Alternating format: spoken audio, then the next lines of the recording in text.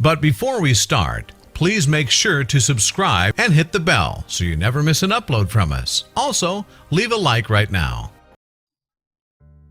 Woman whose husband vanished 6 weeks after their wedding learns the truth 70 years later.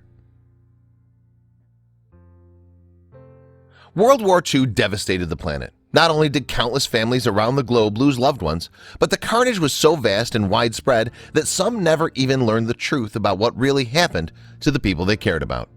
Such was the case for a Texas woman named Peggy Seale. In 1943, Peggy met 22-year-old Billie Harris in the small, charming town of Vernon, Texas. Their courtship was quick and the two were married in no time at all. Sadly, just a few weeks after their big day, Billie was shipped off to Europe to fight in World War II. That was the last that Peggy would hear from him, until 70 years later, when someone told her something unbelievable. In 1943, Peggy Seale and Billie Harris met under unusual circumstances, through the mail.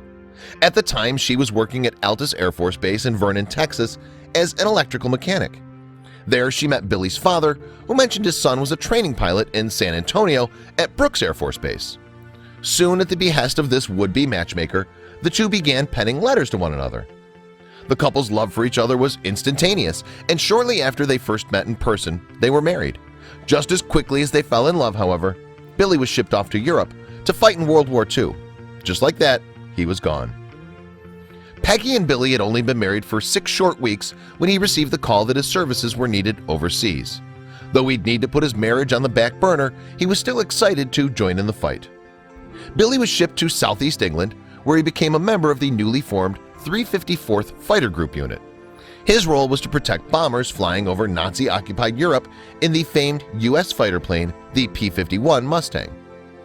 Then, during the invasion of Europe on June 6, 1944, otherwise known as D-Day, Billie was involved in heated combat, providing necessary support to the ground troops fighting below. All told, he was well on his way to becoming a war hero. Poor Peggy didn't know much about what Billie was getting into. However, he told me very little about what he was doing. There was a lot of censoring in the mail, but I knew he was flying missions, Peggy recalled in an interview. By July 1944, Billie had flown more than 60 missions, qualifying him to return home. Then, after he wrote a letter to Peggy informing her of his return, he received bad news. His spot on the ship back to America was taken by an injured soldier. As Peggy would soon learn, he'd missed his only chance. Peggy was shocked when, later in July, a telegram arrived that said Billie was missing in action. She couldn't, almost wouldn't, believe what she was reading. It couldn't be true. After I got over the shock, I went to the telegraph office and told them there had to be a mistake, Peggy recalled to reporters. Then on July 17, 1944, a second telegram arrived confirming that Billie had gone missing. Doubts crept back, however, as Peggy learned from the Supreme Headquarters in Allied France that their records showed Billie was on leave in the U.S.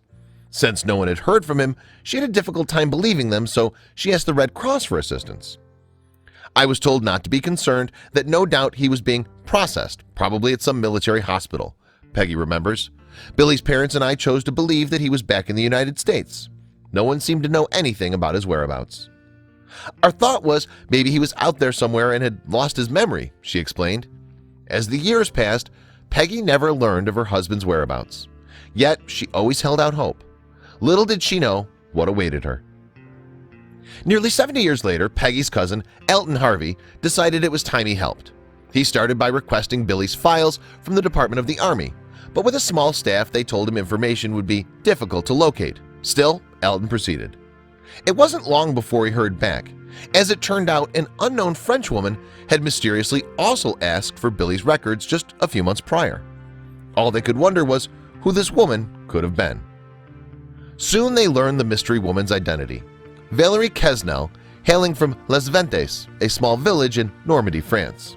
That's when they learned the shocking truth about what had happened to Billie all those years ago. In Les Ventes, a square had been named after the man that many people considered a selfless hero. Why did this small town hold this American in such high regard decades after the war? As Peggy learned, Billie was dead, but he'd gone out a hero. His plane was shot down in 1944, and it had fallen towards Les Ventes.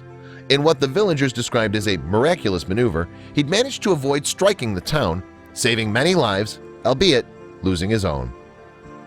After learning the truth, Peggy was invited to Las Ventas by its residents. There she met 91-year-old Guy Serlo, the last surviving person to witness Billie's plane crashing. Although it took her more than 6 decades to learn what happened to her husband, Peggy was grateful to know the truth. "I want to thank them for their tender care. I learned at last that caring hands took him from the wreckage," Peggy wrote. Though bittersweet, it was a wonderful form of closure when Peggy finally visited the French village where Billie became a hero. It's heartbreaking that Peggy had to wait so long to find closure, but it looked like she made some incredible new friends, and it was all thanks to Billie's amazing bravery.